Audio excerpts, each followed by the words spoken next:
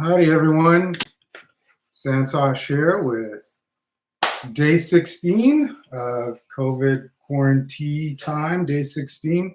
So I'll probably write something about this, but I'm going to try to do this show as much as possible every day at 3 o'clock. So, of course, Heidi is watching. She should be on this show at some point.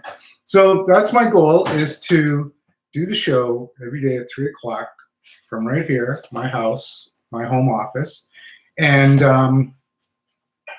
what was I going to say? And I'm not going to tell my kids to be quiet or anything. It'll be totally, like live, so unscripted and everything.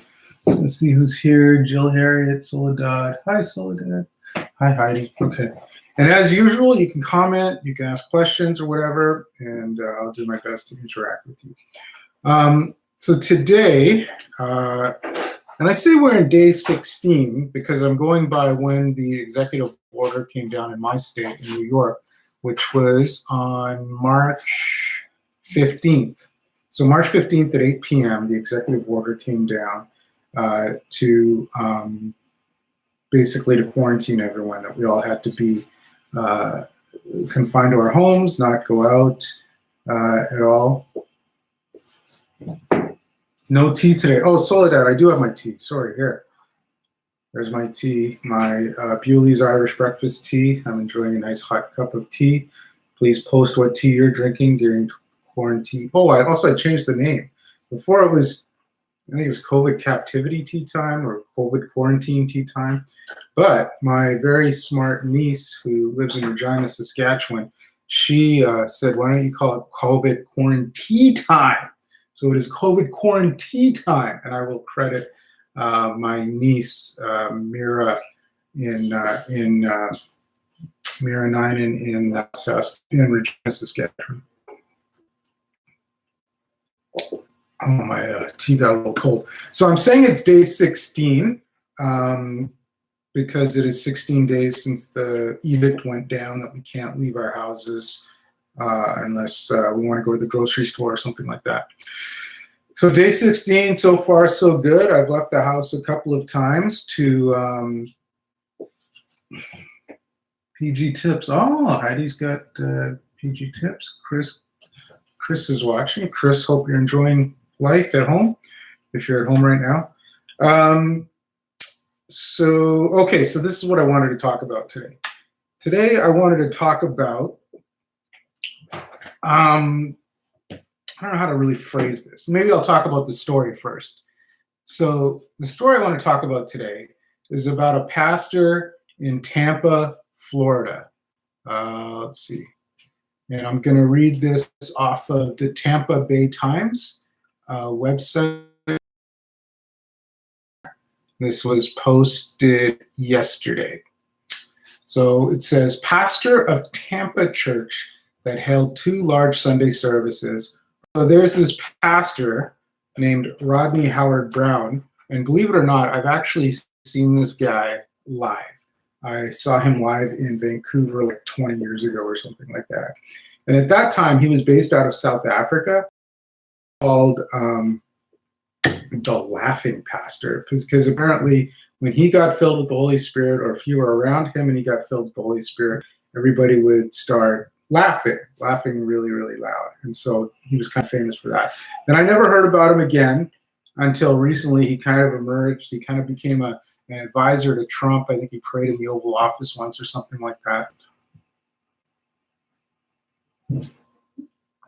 But this guy has a big church down in Tampa, a church of about 4,000 people. And he decided to hold services, to continue to hold services, even after Florida had put down that same, no gatherings of more than 10 people or whatever. So he did that. And I just want to read some of the things he has said. In a March 22nd sermon, he said that the coronavirus pandemic was a phantom plague created by the Chinese, but also somehow planned at a Bill and Melinda Gates Foundation event. So the coronavirus was created by the Chinese, but somehow has some kind of connection to Bill and Melinda Gates. What else does he say here? So this is my favorite part of this story. They said they took all these like precautions, right?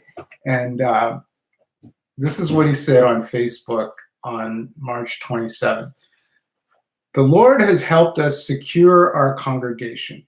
We have brought in 13 machines that basically kill every virus in the place. If someone walks through the door, it kills everything on them. If they sneeze, it shoots it down at 100 miles per hour. It'll neutralize it in split seconds. So we have the most sterile building, I don't know, in all of North America. So this guy, like, what are these machines? And like, why doesn't everyone have them, right? Like, they kill every virus. If someone walks through the door, it kills everything on them. If they sneeze, it shoots it down at 100 miles per hour. How, like, what is these machines? I've never heard of these machines before. So this is part of what he said during one of those services. No plague shall come nigh thy dwelling, no weapon formed against them. We've got what they call social distancing in here in this room, and there's people in other places and whatever, but we're glad you came today. But the pictures here does not show any kind of social distancing. It shows people very, very close together. So anyway, this guy has this thing, and so what happened is that the sheriff's office in Tampa issued an arrest warrant and arrested him. The church spent $100 on a hospital set up through the church that provides continuous infectious that is rated. Yeah, that's what I read, Chad. I read that. I read that he had that. I wish our church had that. They are $100,000. Okay, so anyway, this guy then got arrested. And so that's sort of an interesting problem, right? Because I guess he sort of felt he was doing the right thing in staying open for worship, which I think every pastor would want to do, is to have their services open for worship. I know we would at Bethel Grove Bible Church. We love it. But there's a greater sort of need here, or a greater good that can happen by staying closed, actually, and that's the issue of public safety. And so, and I've heard this from other people before that said that we should not be closing our doors because we don't have fear, we have faith, right? And I get where that's coming from too, but I think another way of looking at it is we close our doors to public gatherings out of concern for the well-being of our country and of our city, right? And so, because we know the only way we can stop the spread is through social distancing. The only way we can stop the spread is by staying in our homes. And so that is the most loving thing we can do at this time. So anyway, I wanted to chat about that. I'm going to see what the comments are here. You can see our karaoke at cultivarithica.com. Oh, okay. We're getting some watching from Cultivare. Yes, I will give a shout out to Cultivare. Cultivare is an awesome restaurant. It's been reviewed in the New York Times right here in Ithaca. It's a farm-to-table restaurant. And not only is it as a restaurant, but it's also a school. It's a culinary institute that teaches young people aspects of the hospitality trade. And my friend Jason Seidel is not the manager. I forget what your title is, but it's sort of like managing director or something, but he has some kind of high title there. But anyway, Jason is one of the people in the hospitality business that has been affected by this.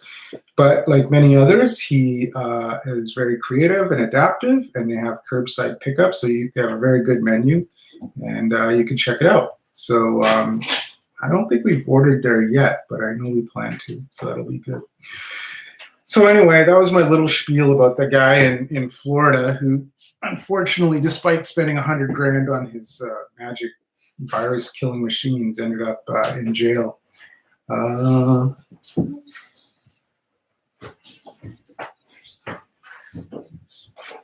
Yeah, some good comments there you can read for yourselves.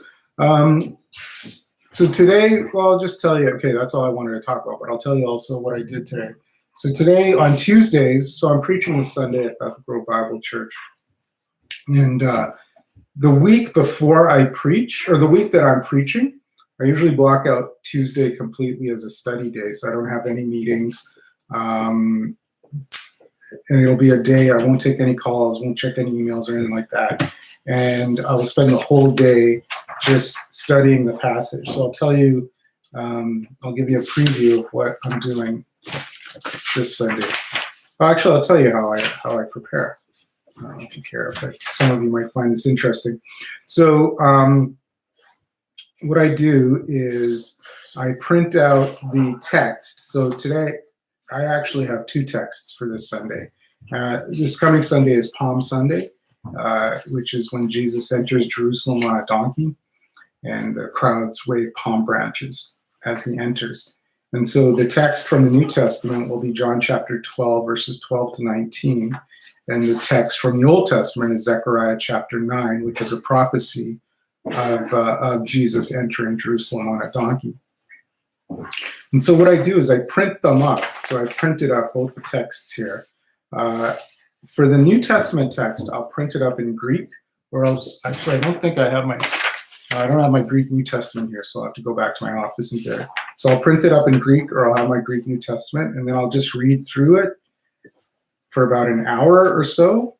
And as I'm reading, I start to take notes, and I start to think about what's going on. And then I just kind of make notes on here. I don't know if you can see that. I've circled things and made little notes here and there. So for example, this is the first verse of Zechariah 9, or the verse I'm going to talk about. It's Zechariah 9, verse 9. Rejoice greatly, daughter Zion. Shout, daughter Jerusalem. So right away I ask the question, why? It's saying to rejoice and to shout. But why? There has to be a reason for it, right? So that's part of the job now. We'll be figuring out what are we supposed to rejoice about? What are we supposed to shout about? And the second thing is it says daughter Zion and then daughter Jerusalem. Well, who is daughter Zion? Who is daughter Jerusalem? So I wrote, who is this? And then it gives some descriptions. And then so I make some notes on just a scrap piece of paper like this too, as I'm going through it. And then after about 2 to 3 hours of doing that, of going through all the notes, an outline will sort of emerge, an outline which will have maybe 3 or 4 points on it, and I can write those down. And that's basically like the skeleton of the sermon. So now I kind of have an idea of where I'm going. And then the next step is that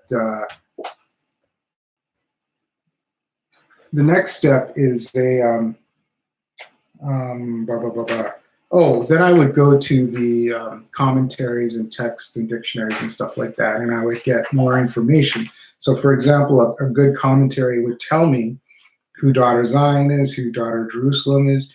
It would tell me the context that Zechariah is in when he's writing these words. A good commentary would go at John chapter 12 and would explain the context and the background of what is going on here. And so that's about it. About that time, the sermon really writes itself. You know, I can just sit down and it probably takes me about, after doing all that, let's see, that's about maybe 10 hours of work, maybe 8 to 10 hours of work. Then after that, it's about another 2 to 3 to actually write it. And then I'll write it and it'll be done. And then I won't look at it. So it'll be done maybe Thursday. Then I'll take Friday off. And then Saturday morning, I will look at it again and do the final edits. And that's like, I actually learned that from Stephen King. Stephen King has this really good book called Writing. I think it's just called On Writing. And he says, once you've written your book, put it away for at least a month and then just go do something else with your life. And then come back to it and then you can make edits and you'll see things you didn't see before. And that's so true.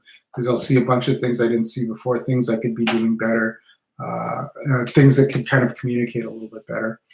And so then that's the final edit. Then it's done. And then Saturday night, I'll probably read through it 2 or 3 times, just so it kind of sinks in my head. And then I get up on Sunday and I preach it. Go home Sunday and think about all the things that went wrong and have a nap. And that's it. That's kind of the way it goes. So let's see who else is watching. Barb Roman. Oh, a bunch of people from Ithaca. Favorite commentaries. Oh, Chad's asking what my favorite commentaries are. I actually don't really like commentary sets. I like individual commentaries based on who the scholar is. So that's usually how I'll pick them. And I have some academic friends that I'll sometimes just ask. And actually, I don't have any commentaries here. They're all in my office at church. But sometimes I'll email like a professor friend of mine or something and ask him or her what their favorite commentary is, and then purchase it. So, but I would say, is it the NIV application commentary? That's a pretty helpful commentary for pastors to use. They're generally very good. They give good examples you can use in your sermons and stuff. So anyway, COVID quarantine time has come to an end. I hope you all enjoyed it, and I will plan to be here tomorrow at 3 o'clock. Join me at 3 with your tea. Thanks. Bye.